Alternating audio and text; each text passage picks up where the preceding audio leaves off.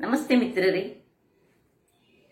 ಶೆಕೆಗಾಲದಲ್ಲಿ ಏನಾದರೂ ಪಾನೀಯವನ್ನೇ ತಯಾರಿಸುವ ಮನಸ್ಸಾಗ್ತದೆ. ಹಾಗಿರುವಾಗ ಇವತ್ತು ನಾನು ಮಸ್ಕ್ ಮೆಲನ್ ಅಂದರೆ ಕರ್ಬೂಜ ಹಣ್ಣನ್ನು ಯೂಸ್ ಮಾಡಿ ಒಂದು ಪಾನೀಯವನ್ನು ತಯಾರಿಸ್ತೇನೆ. ನಾವೆಲ್ಲರೂ ಏನು ಮಾಡ್ತೇವೆ, ಈ ಮಸ್ಕ್ ಮೆಲನ್ನ ಬೀಜವನ್ನು ಬಿಸಾಡ್ತೇವೆ.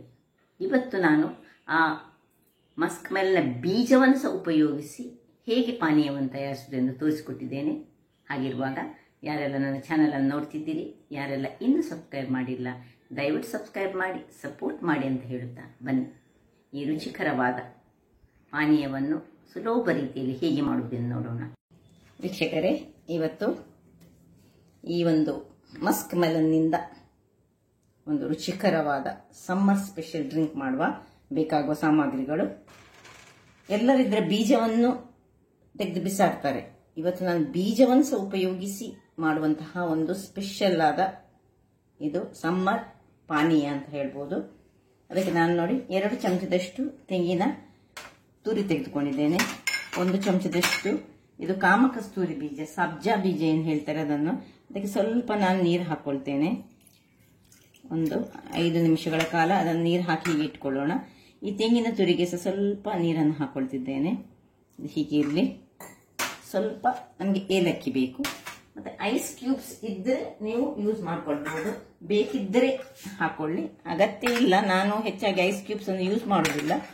ಹಾಕಿದ್ರೆ ಈಗ ಸಮ್ಮರ್ಗೆ ಸ್ವಲ್ಪ ಕೂಲಾಗಿ ಒಳ್ಳೇದಾಗ್ತದೆ. ಈಗ ಮೊದಲಿಗೆ ಈ ಒಂದು ಮಸ್ಕ್ ಮೆಲನ್ ಅನ್ನು ನೋಡಿ ಕಟ್ ಮಾಡ್ಕೊಳ್ತಿದ್ದೇನೆ ನಾನು. ಅದರ ಬೀಜವನ್ನು ಸಹ ನಾವು ಹಾಕೊಳ್ಳುವ.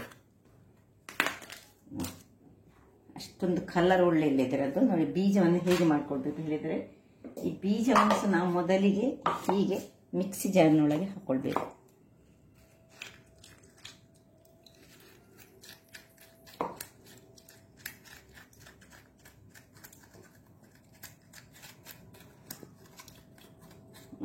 ಎಲ್ಲ ಬೀಜ ತೆಗೆದುಕೊಂಡೆ.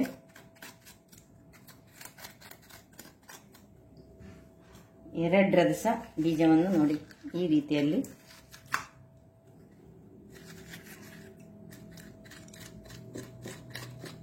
ಇನ್ನು ಇದಕ್ಕೆ ಸ್ವಲ್ಪ ಈ ನೀರಿನಲ್ಲಿ ಹಾಕಿಟ್ಟಂತಹ ಫ್ರೆಶ್ ತೆಂಗಿನ ತುರಿಯನ್ನು ಹಾಕೊಳ್ತಿದ್ದೇನೆ. ಇನ್ನು 1 ಕಲ್ಲಿನಷ್ಟು ಉಪ್ಪನ್ನು ಹಾಕೊಳ್ತೇನೆ. ಅದಕ್ಕೆ ನಾನು ಒಂದೇ 1 ಕಲ್ಲಿನಷ್ಟು ನಾನು ರಾಕ್ ಸಾಲ್ಟ್ ಹಾಕೊಳ್ತಿದ್ದೇನೆ. ಈಗ ಇದನ್ನು ನಾನು ಸ್ವಲ್ಪ ತರಿಯಾಗಿ ಗ್ರೈಂಡ್ ಮಾಡ್ತೇನೆ.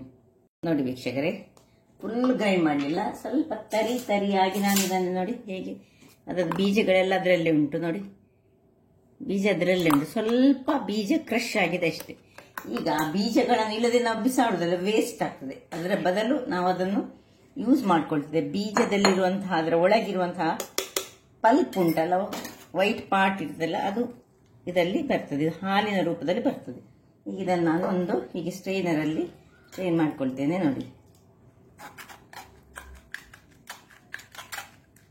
ಎಲ್ಲವನ್ನು ಹಾಗೆ ಮಾಡ್ಕೊಳ್ತೇನೆ.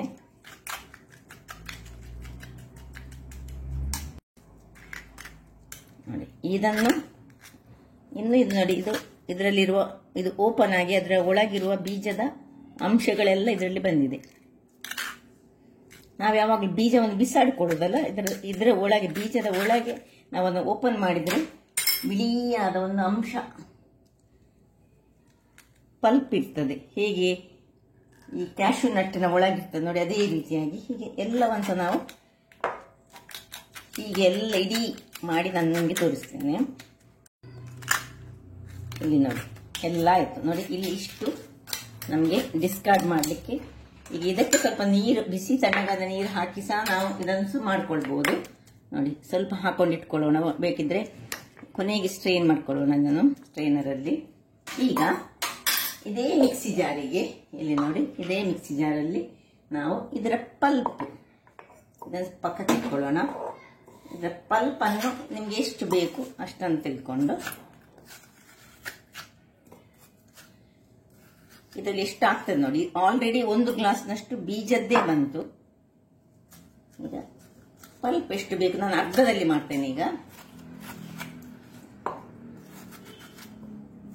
ನೋಡಿ, ಇಷ್ಟನ್ನು ಅರ್ಧದನ್ನು ತೆಗೆದು ಅರ್ಧವನ್ನು ಇದನ್ನು ಸ್ವಲ್ಪ ಇದಕ್ಕೊಂದು ಏಲಕ್ಕಿ ಹಾಕಿ,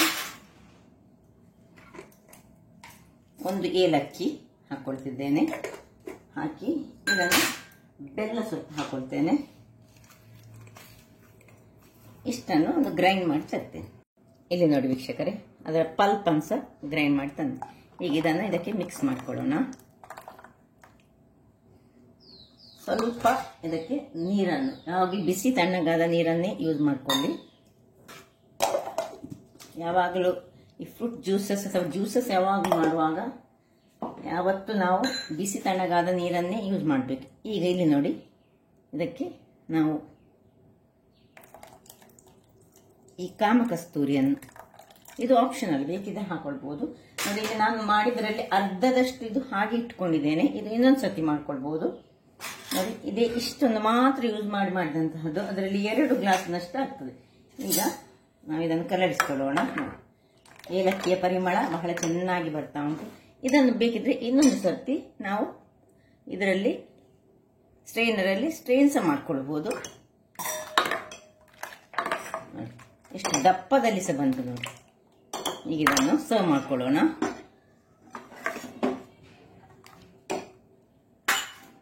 ಐಸ್ ಬೇಕಿದ್ರೆ ಮಾತ್ರ ಹಾಕೊಳ್ಳಿ.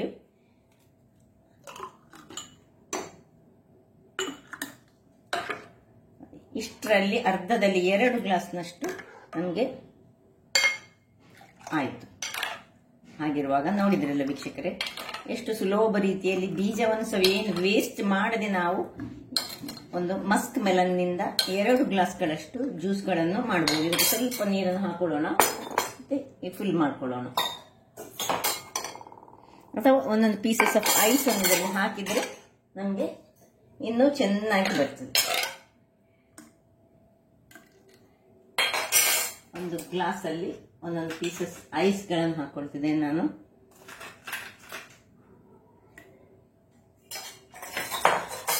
ನೋಡಿದ್ರಲ್ಲ ವೀಕ್ಷಕರೇ, ಒಂದು ಸುಲಭ ವಿಧಾನದಿಂದ ಸ್ವಲ್ಪ ಸಹ ವೇಸ್ಟ್ ಮಾಡದೆ, ಈವನ್ ಬೀಜಗಳಲ್ಲಿ ಸಹ ತುಂಬ ಪ್ರೋಟೀನ್ ಇರ್ತದೆ. ಅದರಿಂದಾಗಿ ಇನ್ನೊಂದು ಬಾರಿ ನೀವು ಮಸ್ಕ್ ಮೆಲನ್ನಿಂದ ಜ್ಯೂಸ್ ಮಾಡುವಾಗ ಈ ರೀತಿ ಬೀಜವನ್ನು ಸಹ ವೇಸ್ಟ್ ಮಾಡದೆ ಮಾಡಿಕೊಳ್ಳಿ ಅಂತ ಹೇಳುತ್ತಾ, ನನ್ನ ಈ ಕುಕಿಂಗ್ ಚಾನಲ್ ನಿಮಗೆ ಇಷ್ಟ ಆದರೆ ಬೋಳೂರು ಸುವರ್ಣ ಚಾನಲ್ ಅನ್ನು ಲೈಕ್ ಮಾಡಿ, ಶೇರ್ ಮಾಡಿ ಹಾಗೂ ಸಬ್ಸ್ಕ್ರೈಬ್ ಮಾಡಿ ಹಾಗೂ ನನ್ನ ಇನ್ಸ್ಟಾಗ್ರಾಮ್ ಪೇಜ್ ಅನ್ನು ಫಾಲೋ ಮಾಡಿ. ಧನ್ಯವಾದಗಳು.